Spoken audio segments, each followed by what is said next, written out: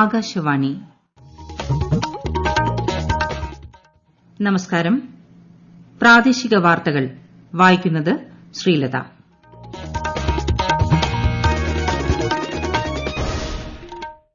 പ്രധാന വാർത്തകൾ. ആത്മനിർഭർ ഭാരത് റോസ്ഗാർ പദ്ധതിക്ക് കേന്ദ്രമന്ത്രിസഭയുടെ അംഗീകാരം. കേരളം ഉൾപ്പെടെ 9 സംസ്ഥാനങ്ങൾ ഒരു രാജ്യം ഒരു റേഷൻ കാർഡ് സംവിധാനത്തിന്റെ നടപടിക്രമങ്ങൾ പൂർത്തിയാക്കിയതായി കേന്ദ്രം. തദ്ദേശ തെരഞ്ഞെടുപ്പിൽ 5 ജില്ലകളിൽ നാളെ നടക്കുന്ന രണ്ടാംഘട്ട വോട്ടെടുപ്പിന് ഒരുക്കങ്ങൾ പൂർത്തിയായി. സമ്മതിദായകർ കോവിഡിനെതിരെ ജാഗ്രത പുലർത്തണമെന്ന് ആരോഗ്യമന്ത്രി. സംസ്ഥാനത്ത് ഇന്ന് 4875 പേർക്ക് കോവിഡ്-19 സ്ഥിരീകരിച്ചു. 4647 പേർ രോഗമുക്തി നേടി. ഇന്ന് 35 മരണം. ഐഎസ്എൽ ഫുട്ബോളിൽ ഇന്ന് മുംബൈ സിറ്റി ചെന്നൈയിൻ എഫ്സിയെ നേരിടും. വാർത്തകൾ വിശദമായി. സ്വാശ്രയ ഇന്ത്യയ്ക്കായുള്ള ആത്മനിർഭർ ഭാരത് പദ്ധതി നടത്തിപ്പിന് കേന്ദ്രമന്ത്രിസഭയുടെ അനുമതി. അടുത്ത 3 വർഷത്തേക്ക് 22,810 കോടി രൂപയുടെ മുഴുവൻ പദ്ധതിക്കും നടപ്പുവർഷത്തെ 1,584 കോടി രൂപയുടെ പദ്ധതിക്കുമാണ് അനുമതി നൽകിയത്. സംഘടിത മേഖലയിലെ തൊഴിലവസരങ്ങൾ വർദ്ധിപ്പിക്കുന്നതിനും ആത്മനിർഭർ പാക്കേജിന് കീഴിൽ നടക്കുന്ന കോവിഡ് പുനരുദ്ധാരണ പദ്ധതികളുടെ ഭാഗമായി കൂടുതൽ തൊഴിലവസരങ്ങൾ സൃഷ്ടിക്കുന്നതും ലക്ഷ്യമിട്ടാണ് നടപടി. രാജ്യത്തെ 58.5 ലക്ഷം ജീവനക്കാർക്ക് പദ്ധതിയുടെ പ്രയോജനം ലഭിക്കുമെന്ന് കേന്ദ്രമന്ത്രി സന്തോഷ് ഗോങ്വാർ പറഞ്ഞു. കൊച്ചിയും ലക്ഷദ്വീപുമായി ബന്ധിപ്പിക്കുന്ന ഓപ്റ്റിക്കൽ ഫൈബർ കേബിൾ സംവിധാനത്തിനും കേന്ദ്രമന്ത്രിസഭ അനുമതി നൽകി.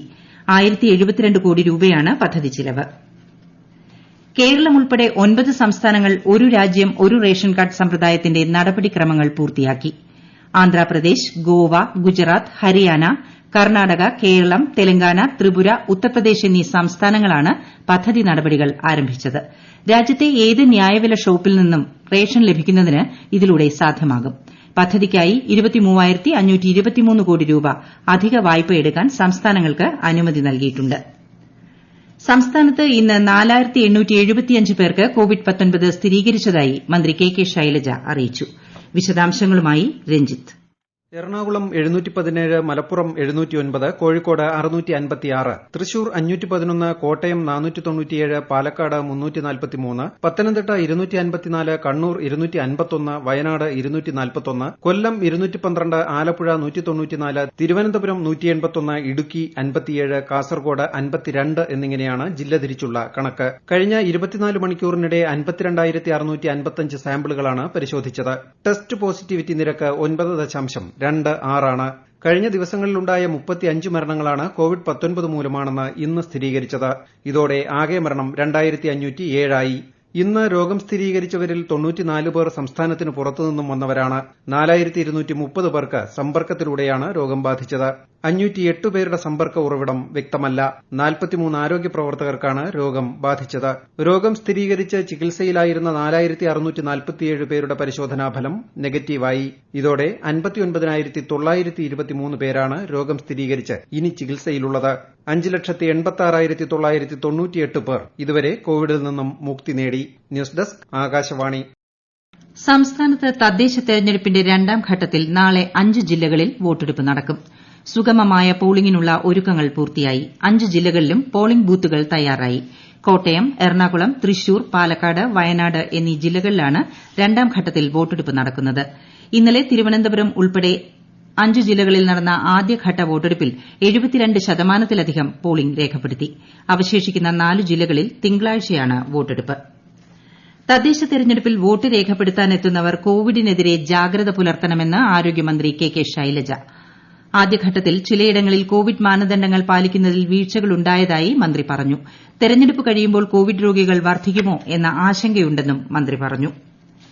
തദ്ദേശ സ്വയംഭരണ സ്ഥാപനങ്ങളിലേക്ക് നാളെ നടക്കുന്ന രണ്ടാംഘട്ട തെരഞ്ഞെടുപ്പിന് മതിയായ സുരക്ഷയൊരുക്കാൻ ആവശ്യമായ എല്ലാ നടപടികളും സ്വീകരിച്ചതായി സംസ്ഥാന പോലീസ് മേധാവി ലോക്നാഥ് ബെഹ്റ അറിയിച്ചു. സുരക്ഷയൊരുക്കുന്നതിന് 19,736 പോലീസ് ഉദ്യോഗസ്ഥരെയാണ് നിയോഗിച്ചിട്ടുള്ളത്. ഇവരിൽ 63 ഡിവൈഎസ്പിമാർ, 316 ഇൻസ്പെക്ടർമാർ, 1594 എസ്ഐ, എഎസ്ഐമാർ എന്നിവർ ഉൾപ്പെടും. 889 ഹോംഗാർഡുമാരെയും 4574 സ്പെഷ്യൽ പോലീസ് ഓഫീസർമാരെയും ഇത്തവണ ഡ്യൂട്ടിക്ക് നിയോഗിച്ചിട്ടുണ്ട്. പ്രശ്നബാധിതമായി കണക്കാക്കിയിട്ടുള്ള 1437 ബൂത്തുകളിൽ പ്രത്യേക നിരീക്ഷണവും പട്രോളിംഗും ഏർപ്പെടുത്തിയിട്ടുണ്ട്. നാളെ വോട്ടെടുപ്പ് നടക്കുന്ന കോട്ടയം ജില്ലയിൽ രാഷ്ട്രീയ പ്രാധാന്യം ഏറെയാണ്. ജോസ് കെ മാണി വിഭാഗത്തിന്റെ മുന്നണി മാറ്റത്തോടെയാണ് തെരഞ്ഞെടുപ്പിന് പ്രാധാന്യം വർദ്ധിച്ചത്. കൂടുതൽ വിവരങ്ങളുമായി ആകാശവാണി കോട്ടയം പ്രതിനിധി ടോം മാത്യുവിന്റെ റിപ്പോർട്ട്. കോവിഡിന്റെ നിയന്ത്രണങ്ങൾക്കിടയിലും വീറും വാശിയും നിറഞ്ഞ പ്രചാരണത്തിനൊടുവിൽ കോട്ടയം ജില്ല നാളെ വോട്ടെടുപ്പിലേക്ക്. കേരള കോൺഗ്രസ് എമ്മിലെ പിളർപ്പും ജോസ് കെ മാണി വിഭാഗത്തിന്റെ മുന്നണി മാറ്റവും ഏറ്റവും കൂടുതൽ പ്രതിഫലിക്കുന്ന ജില്ലയെന്ന നിലയിൽ കോട്ടയത്തിന്റെ വിധിയെഴുത്ത് സംസ്ഥാനമാകെ ഉറ്റുനോക്കുന്നു. സീറ്റ് വിഭജനത്തിലും സ്ഥാനാർത്ഥി നിർണയത്തിലും പ്രചാരണത്തിലും പ്രത്യക്ഷമായ രാഷ്ട്രീയ മാറ്റം വോട്ടെടുപ്പിൽ എപ്രകാരം പ്രതിഫലിക്കുമെന്നത് യുഡിഎഫിനും എൽഡിഎഫിനും ഒരുപോലെ നിർണായകമാണ്. വ്യക്തമായ സാന്നിധ്യം തെളിയിക്കേണ്ടതിനാൽ എൻഡിഎയ്ക്കും ഈ തെരഞ്ഞെടുപ്പ് നിർണായകമാകുന്നു.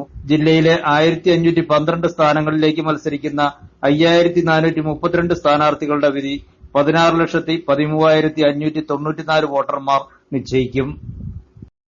കോഴിക്കോട് ജില്ലയിൽ തദ്ദേശ സ്ഥാപനത്തിലെ ജൂനിയർ ഇൻസ്പെക്ടർമാർ ഉൾപ്പെടെയുള്ള ഹെൽത്ത് ഇൻസ്പെക്ടർമാരെ സ്പെഷ്യൽ പോളിംഗ് ഓഫീസർമാരായി ചുമതലപ്പെടുത്തി ജില്ലാ കളക്ടർ സാംബശിവറാവു ഉത്തരവിറക്കി.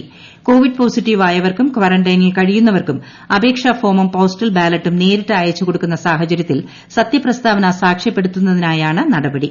സ്പെഷ്യൽ വോട്ട് നേരിട്ട് അപേക്ഷിക്കുന്ന ഫോറത്തിൽ സ്പെഷ്യൽ പോളിംഗ് ഓഫീസർ സത്യപ്രസ്താവന സാക്ഷ്യപ്പെടുത്തി നൽകും. കണ്ണൂർ ജില്ലയിലെ തദ്ദേശ സ്ഥാപനങ്ങളിലേക്ക് 14 നടക്കുന്ന തെരഞ്ഞെടുപ്പിനായുള്ള ഇലക്ട്രോണിക് വോട്ടിംഗ് യന്ത്രങ്ങൾ ബ്ലോക്ക് തല വിതരണ കേന്ദ്രങ്ങളിലേക്ക് എത്തിച്ചു തുടങ്ങി. വോട്ടിംഗ് യന്ത്രങ്ങൾ സൂക്ഷിച്ചിട്ടുള്ള പുഴാതി കമ്മ്യൂണിറ്റി ഹാളിൽ നിന്ന് പോലീസ് സുരക്ഷയോടെ വിതരണ കേന്ദ്രങ്ങളിലെ സ്ട്രോങ് റൂമുകളിലേക്കാണ് മാറ്റുന്നത്. തദ്ദേശ തെരഞ്ഞെടുപ്പ് പൂരത്തിൽ വാശിയോടെ മുഖാമുഖം നിൽക്കുകയാണ് തൃശൂരിലെ 3 മുന്നണികളും. ജില്ലയിലാകെ 86 ഗ്രാമപഞ്ചായത്തുകളും 16 ബ്ലോക്ക് പഞ്ചായത്തുകളും 7 നഗരസഭകളും 1 കോർപ്പറേഷനുമാണുള്ളത്. ഇഞ്ചോടിഞ്ച് പോരാട്ടമാണ് ഇനി ഇവിടെ കാത്തിരിക്കുന്നത്. അവസാനഘട്ട ഒരുക്കങ്ങൾ ജില്ലയിൽ പുരോഗമിക്കുന്നു. വിശദാംശങ്ങളുമായി ആകാശവാണി തൃശൂർ പ്രതിനിധി ഭരിത പ്രതാപിന്റെ റിപ്പോർട്ട്. മുൻകാലങ്ങളിൽ നിന്നും വ്യത്യസ്തമായി ശക്തമായൊരു ത്രികോണ മത്സരത്തിനാണ് ഇത്തവണ തൃശൂർ ജില്ല വേദിയാകുന്നത്. തദ്ദേശ തെരഞ്ഞെടുപ്പിന്റെ 2ാം ഘട്ടത്തിൽ വോട്ടെടുപ്പ് നടക്കുന്ന തൃശൂരിൽ എല്ലാ ഒരുക്കങ്ങളും പൂർത്തിയായതായി ജില്ലാ കളക്ടർ അറിയിച്ചിട്ടുണ്ട്. കോർപ്പറേഷനിലെ പോളിംഗ് സാമഗ്രികൾ വിതരണം ചെയ്യുന്ന കേന്ദ്രമായ മഹാരാജ ടെക്നിക്കൽ ഇൻസ്റ്റിറ്റ്യൂട്ടും മറ്റ് പലയിടത്തും കളക്ടർ സന്ദർശിക്കുകയുണ്ടായി. എല്ലാ കേന്ദ്രങ്ങളിലും കോവിഡ് മാർഗ്ഗനിർദ്ദേശങ്ങൾ കർശനമായി തന്നെ പാലിക്കണമെന്ന നിർദ്ദേശമുണ്ടായിരുന്നു. അതുപ്രകാരം തന്നെയാണ് വിതരണ പ്രവർത്തനങ്ങളെല്ലാം പുരോഗമിച്ചത്. മുഴുവൻ പോളിംഗ് സാമഗ്രികളും കൃത്യസമയത്തു തന്നെ ഓരോ ബൂത്തുകളിലേക്കും മാറ്റുകയാണുണ്ടായത്. തുടർ പ്രവർത്തനങ്ങളിലെല്ലാം തന്നെ കോവിഡ് പ്രോട്ടോകോൾ പാലിക്കണമെന്ന കർശന നിർദ്ദേശം എല്ലാവർക്കും നൽകിയിട്ടുണ്ട്. എല്ലാ പോളിംഗ് ബൂത്തുകളും അണുവിമുക്തമാക്കുന്ന പ്രക്രിയയും നടന്നുകഴിഞ്ഞു. വോട്ടർമാർക്ക് സാമൂഹിക അകലം പാലിച്ച് ക്യൂ നിൽക്കുന്നതിനായുള്ള പോളിംഗ് ബൂത്തുകളിലെ അടയാളമിടൽ പരിപാടികളെല്ലാം പൂർത്തിയായി വരികയാണ്. എല്ലാ പോളിംഗ് ബൂത്തുകളിലും കോവിഡ് പ്രോട്ടോകോളിന്റെ പാലനം ഉറപ്പാക്കുമെന്ന നിർദ്ദേശവും നൽകിയിട്ടുണ്ട്. എല്ലാ പോളിംഗ് ഉദ്യോഗസ്ഥർക്കും സുരക്ഷാ ഉപകരണങ്ങൾ കൈമാറിക്കഴിഞ്ഞു. ക്രമസമാധാന പ്രശ്നങ്ങൾ ഇപ്പോൾ എവിടെയും റിപ്പോർട്ട് ചെയ്തിട്ടില്ല. ഇതുവരെ വളരെ നല്ല രീതിയിൽ തന്നെയാണ് പ്രവർത്തനങ്ങൾ മുന്നേറുന്നതെന്ന് കളക്ടർ അറിയിച്ചിട്ടുണ്ട്. എന്തായാലും തൃശൂരിലെ ജനമനസ്സുകൾ ആർക്കൊപ്പമെന്നറിയാൻ അവസാന നിമിഷം വരെ നമുക്ക് കാത്തിരിക്കേണ്ടി വരും. നാളെ തികഞ്ഞ ആത്മവിശ്വാസത്തോടെയാണ് ഓരോ മുന്നണികളും മുന്നേറുന്നത്. ഒപ്പം തന്നെ ഒരു തെരഞ്ഞെടുപ്പ് പൂരത്തിന്റെ ആവേശത്തിലാണ് തൃശൂരിന്റെ ജനത. നാളെ നടക്കുന്ന 2ാം ഘട്ട തദ്ദേശ തെരഞ്ഞെടുപ്പിനായുള്ള പോളിംഗ് സാമഗ്രികളുടെ വിതരണം 5 ജില്ലകളിലും പൂർത്തിയായി. ഇവിഎം മെഷീനുകളും അനുബന്ധ സാധനങ്ങളുമാണ് വിതരണം ചെയ്തത്. മലപ്പുറത്ത് ഈ മാസം 14-ന് തദ്ദേശ സ്വയംഭരണ സ്ഥാപനങ്ങളിലേക്ക് നടക്കുന്ന പൊതു തെരഞ്ഞെടുപ്പിൽ വോട്ട് രേഖപ്പെടുത്താനെത്തുന്ന വോട്ടർമാർക്കുള്ള നിർദ്ദേശങ്ങൾ രേഖപ്പെടുത്തിയ പോസ്റ്ററുകൾ ഉദ്യോഗസ്ഥർക്ക് വിതരണം ചെയ്തു. പോസ്റ്ററുകൾ പോളിംഗ് ബൂത്തുകളിൽ പതിക്കും. വയനാട് ജില്ലയിൽ തദ്ദേശ തെരഞ്ഞെടുപ്പിനായുള്ള ഒരുക്കങ്ങൾ പൂർത്തിയായി. ജില്ലയിൽ നാളെ നടക്കുന്ന പൊതു തെരഞ്ഞെടുപ്പിനായുള്ള ഒരുക്കങ്ങളെല്ലാം പൂർത്തിയായി. രാവിലെ 7 മണി മുതൽ വൈകിട്ട് 6 മണി വരെയാണ് പോളിംഗ്. ജില്ലയിലെ 23 ഗ്രാമപഞ്ചായത്തുകളിലേക്കും 3 നഗരസഭകളിലേക്കും 4 ബ്ലോക്ക് പഞ്ചായത്തുകളിലേക്കും ജില്ലാ പഞ്ചായത്തിന്റെ 16 ഡിവിഷനിലേക്കുമാണ് നാളെ തെരഞ്ഞെടുപ്പ് നടക്കുന്നത്. ഇതിനായി ജില്ലയിൽ മത്സരരംഗത്തുള്ളത് 1857 സ്ഥാനാർത്ഥികളാണ്. 816 പുരുഷന്മാരും 988 സ്ത്രീകളുമാണ് മത്സരരംഗത്തുള്ളത്. വനിതാ സംവരണ വിഭാഗത്തിൽ 745 സ്ഥാനാർത്ഥികളും പട്ടികവർഗ സംവരണ മണ്ഡലത്തിൽ 138 പേരും പട്ടികജാതി സംവരണത്തിൽ 57ഉം പട്ടികജാതി വനിതാ സംവരണ മണ്ഡലത്തിൽ 8 പേരും പട്ടികവർഗ വനിതാ സംവരണത്തിൽ 170 പേരും മത്സരിക്കുന്നുണ്ട്. ആകെ 6,25,455 വോട്ടർമാരാണുള്ളത്. ഇതിൽ 3,05,915 പുരുഷന്മാരും 3,19,534 സ്ത്രീ വോട്ടർമാരുമാണ് ഉള്ളത്. തെരഞ്ഞെടുപ്പിനായി ജില്ലയിൽ 848 പോളിംഗ് സ്റ്റേഷനുകളാണ് സജ്ജമാക്കിയിട്ടുള്ളത്. നിലവിൽ ജില്ലയിൽ 158 പ്രശ്നബാധിത ബൂത്തുകളാണ് ഉള്ളത്. ഇതിൽ 69 ബൂത്തുകളിൽ വെബ്കാസ്റ്റിംഗ് സംവിധാനവും ഏർപ്പെടുത്തിയിട്ടുണ്ട്. ആ വെബ്കാസ്റ്റിംഗ് സംവിധാനം നടത്തുവാൻ സാങ്കേതിക തടസ്സമുള്ള 83 പ്രശ്നബാധിത ബൂത്തുകളിൽ വീഡിയോഗ്രാഫിയും ഏർപ്പെടുത്തിയിട്ടുണ്ട്. കൂടാതെ മാവോയിസ്റ്റ് ഭീതിയുള്ള 132 ബൂത്തുകളിൽ കനത്ത സുരക്ഷയാണ് ഒരുക്കിയിട്ടുള്ളത്. ജില്ലയിലെ സുരക്ഷാ ക്രമീകരണങ്ങൾക്കായി 1755 പോലീസ് സേനാംഗങ്ങളെയും വിന്യസിപ്പിച്ചിട്ടുണ്ട്. പോളിംഗ് ബൂത്തുകളിൽ കോവിഡ് മാനദണ്ഡങ്ങൾ പാലിക്കുന്നുണ്ടോ എന്ന് പരിശോധിക്കുവാൻ പ്രത്യേക പോലീസ് ഉദ്യോഗസ്ഥരെയും സജ്ജമാക്കിയിട്ടുണ്ട്. വോട്ടിംഗ് മെഷീനുകളുടെ വിതരണം ഇന്ന് ജില്ലയിലെ 7 കേന്ദ്രങ്ങളിൽ വെച്ച് വിതരണം ചെയ്തു. വോട്ടെടുപ്പിന് മണിക്കൂറുകൾ മാത്രം ബാക്കി നിൽക്കെ സ്ഥാനാർത്ഥികളെല്ലാം നിശബ്ദ പ്രചരണത്തിലാണ് ഉള്ളത്. തദ്ദേശ തെരഞ്ഞെടുപ്പിനോടനുബന്ധിച്ച് പോളിംഗ് ബൂത്തുകളിലേക്ക് നിയോഗിക്കപ്പെടുന്ന പോളിംഗ് ഉദ്യോഗസ്ഥർക്കോ പോളിംഗ് ഏജന്റുമാർക്കോ ആന്റിജൻ ടെസ്റ്റോ കോവിഡ് ടെസ്റ്റോ നടത്തേണ്ടതില്ലെന്നും ഏജന്റുമാർ ആന്റിജൻ ടെസ്റ്റ് നടത്തി പോളിംഗ് ദിവസം കോവിഡ് നെഗറ്റീവ് സർട്ടിഫിക്കറ്റ് ഹാജരാക്കേണ്ട ആവശ്യമില്ലെന്നും മലപ്പുറം ജില്ലാ കളക്ടർ കെ ഗോപാലകൃഷ്ണൻ അറിയിച്ചു. തദ്ദേശ സ്വയംഭരണ സ്ഥാപനങ്ങളിലേക്കുള്ള തെരഞ്ഞെടുപ്പിന് പാലക്കാട് ജില്ല ഒരുങ്ങി. 23,35,345 വോട്ടർമാരാണ് നാളെ സമ്മതിദാനാവകാശം വിനിയോഗിക്കുക. പാലക്കാട് ജില്ലാ പഞ്ചായത്തിലേക്കും 13 ബ്ലോക്ക് പഞ്ചായത്തുകളിലേക്കും 88 ഗ്രാമപഞ്ചായത്തുകളിലേക്കും 7 മുനിസിപ്പാലിറ്റികളിലേക്കുമാണ് തെരഞ്ഞെടുപ്പ് നടക്കുക. ഈ വാർത്തകൾ ആകാശവാണിയിൽ നിന്ന്. കൊറോണ ആശങ്കയല്ല, ജാഗ്രതയാണ് വേണ്ടത്. കേന്ദ്ര ആരോഗ്യ മന്ത്രാലയം പുറപ്പെടുവിക്കുന്ന നിർദ്ദേശങ്ങൾ. ജനങ്ങൾ കൂട്ടം കൂടുന്നത് ഒഴിവാക്കുക. ഇടയ്ക്കിടെ കൈകൾ സോപ്പും വെള്ളവും ഉപയോഗിച്ചോ സാനിറ്റൈസർ ഉപയോഗിച്ചോ വൃത്തിയാക്കുക. നിർബന്ധമായും മാസ്ക് ധരിക്കുക. പനിയോ ചുമയോ ശ്വാസതടസ്സമോ തുടരുന്ന സാഹചര്യത്തിൽ വൈദ്യസഹായം തേടുക. കൊറോണയെ സംബന്ധിച്ച വിവരങ്ങൾക്ക് ആരോഗ്യ മന്ത്രാലയത്തിന്റെ 1075ലും ദിശയുടെ 1056ലും ബന്ധപ്പെടാം. രാജ്യത്ത് കോവിഡ് ചികിത്സയിലുള്ളവരുടെ എണ്ണം 4 ലക്ഷത്തിൽ താഴെയായി. 92,15,581 പേർ രോഗമുക്തി നേടി. ആകെ രോഗബാധിതരിൽ 3.89% പേർ മാത്രമാണ് നിലവിൽ ചികിത്സയിലുള്ളത്. കഴിഞ്ഞ 24 മണിക്കൂറിനിടെ 32,080 പേർക്കാണ് രോഗം സ്ഥിരീകരിച്ചത്. 36,635 പേർ രോഗമുക്തരായി. രാജ്യത്തെ പോസിറ്റിവിറ്റി നിരക്ക് 6.50%. രോഗമുക്തി നിരക്ക് 94.66% വർദ്ധിച്ചു. ആഗോള കോവിഡ് രോഗമുക്തി നിരക്ക് 97%. ലോകത്ത് ഇതുവരെ 15,62,012 പേരാണ് കോവിഡ് ബാധിച്ച് മരണമടഞ്ഞത്. നിലവിൽ 1,95,00,000-ലധികം പേർ ചികിത്സയിലാണ്. രോഗം സ്ഥിരീകരിച്ചവരുടെ ആകെ എണ്ണം 6,85,00,000-ത്തോളമായി. സ്വർണ്ണക്കള്ളക്കടത്ത് കേസുമായി ബന്ധപ്പെട്ട് കഴിഞ്ഞ 2 ദിവസങ്ങളിലായി മാധ്യമങ്ങളിൽ വന്നുകൊണ്ടിരിക്കുന്ന വാർത്ത തീർത്തും അടിസ്ഥാനരഹിതവും അവിശ്വസനീയവുമാണെന്ന് നിയമസഭാ സ്പീക്കർ. സ്വർണ്ണക്കള്ളക്കടത്ത് കേസിലെ പ്രതികളുമായി ഒരിക്കൽ പോലും യാത്ര ചെയ്യാനോ വിദേശത്ത് കണ്ടുമുട്ടാനോ ഉള്ള സാഹചര്യം ഉണ്ടായിട്ടില്ല. ഇത് തീർത്തും തെറ്റാണ്. രാഷ്ട്രീയമായ വിവാദങ്ങളിലേക്കും ആരോപണ പ്രത്യാരോപണങ്ങളിലേക്കും ഭരണഘടനാ സ്ഥാപനത്തെ വലിച്ചിഴയ്ക്കുന്നത് ശരിയായ കാര്യമല്ലെന്ന് സ്പീക്കർ വാർത്താക്കുറിപ്പിൽ പറഞ്ഞു. തദ്ദേശ തെരഞ്ഞെടുപ്പിൽ 1ാം ഘട്ടത്തിൽ ദൃശ്യമായതുപോലുള്ള UDF തരംഗം നാളെ നടക്കുന്ന 2ാം ഘട്ടത്തിലുമുണ്ടാകുമെന്ന് പ്രതിപക്ഷ നേതാവ് രമേശ് ചെന്നിത്തല പറഞ്ഞു. വികസനത്തിന്റെ കാര്യത്തിൽ സംസ്ഥാനം ഇടതു ഭരണത്തിൽ ബഹുകാതം പിന്നോട്ടടിക്കപ്പെട്ടു. ശബരിമലയിൽ നിയമനിർമ്മാണത്തിന് ഇനി പ്രസക്തിയില്ലെന്ന് BJP സംസ്ഥാന ജനറൽ സെക്രട്ടറി MT രമേശ്. UDFന് ശബരിമല കാര്യത്തിൽ ആത്മാർത്ഥതയില്ല. ശബരിമലയിൽ പഴയ സാഹചര്യമാണ് നിലനിൽക്കുന്നതെന്ന് ശ്രീ MT രമേശ് മലപ്പുറത്ത് പറഞ്ഞു. ലൈഫ് മിഷൻ കേസിലെ CBI അന്വേഷണത്തിനുള്ള സ്റ്റേ ഡിസംബർ 17 വരെ നീട്ടി. സംസ്ഥാന സർക്കാരിന്റെ ആവശ്യപ്രകാരമാണ് നടപടി. സംസ്ഥാന സർക്കാരിനെതിരെ CBI ആണ് ഹൈക്കോടതിയെ സമീപിച്ചത്. CBI അന്വേഷണത്തിനുള്ള സ്റ്റേ നിലനിൽക്കുന്നതിനാൽ അന്വേഷണവുമായി മുന്നോട്ടു പോകാൻ കഴിയുന്നില്ലെന്നും 2 മാസത്തിലേറെയായി അന്വേഷണം നടക്കുന്നില്ലെന്നും CBIക്ക് വേണ്ടി സ്റ്റാൻഡിംഗ് കൌൺസിൽ കോടതിയെ അറിയിച്ചു. ISL ഫുട്ബോളിൽ ഇന്ന് മുംബൈ സിറ്റി ചെന്നൈയിൻ FCയെ നേരിടും. രാത്രി 7:30-ന് ബംബോലിമിലെ GMC സ്റ്റേഡിയത്തിലാണ് മത്സരം. കൊല്ലം മൺട്രോ തുരുത്ത് കൊലപാതകം വ്യക്തിവൈരാഗ്യം മൂലമാണെന്ന് FIR റിമാൻഡ് റിപ്പോർട്ടുകൾ. സഞ്ചാരികളെ റിസോർട്ടിലേക്ക് കൊണ്ടുവരുന്നതിനെ ചൊല്ലിയുണ്ടായ തർക്കമായിരുന്നു കൊലപാതകത്തിന് കാരണമായതെന്നാണ് പോലീസ് റിപ്പോർട്ട്. രാഷ്ട്രീയ കൊലപാതകമാണെന്ന് നേരത്തെ ആരോപണം ഉന്നയിച്ചിരുന്നു. വർക്കല ആശുപത്രിയിൽ അതിക്രമിച്ചു കയറി ജീവനക്കാരെ ഭീഷണിപ്പെടുത്തിയ പരാതിയിൽ അയിരൂർ SIക്കും 3 പോലീസുകാർക്കുമെതിരെ ഉന്നതതല അന്വേഷണത്തിന് സംസ്ഥാന മനുഷ്യാവകാശ കമ്മീഷൻ ഉത്തരവ്. തിരുവനന്തപുരം റേഞ്ച് IGക്കാണ് കമ്മീഷൻ അധ്യക്ഷൻ ജസ്റ്റിസ് ആന്റണി ഡൊമിനിക് ഉത്തരവ് നൽകിയത്. 2021 ഫെബ്രുവരിയിൽ തിരുവനന്തപുരത്ത് നടക്കുന്ന സിറ്റിംഗിൽ കേസ് പരിഗണിക്കും.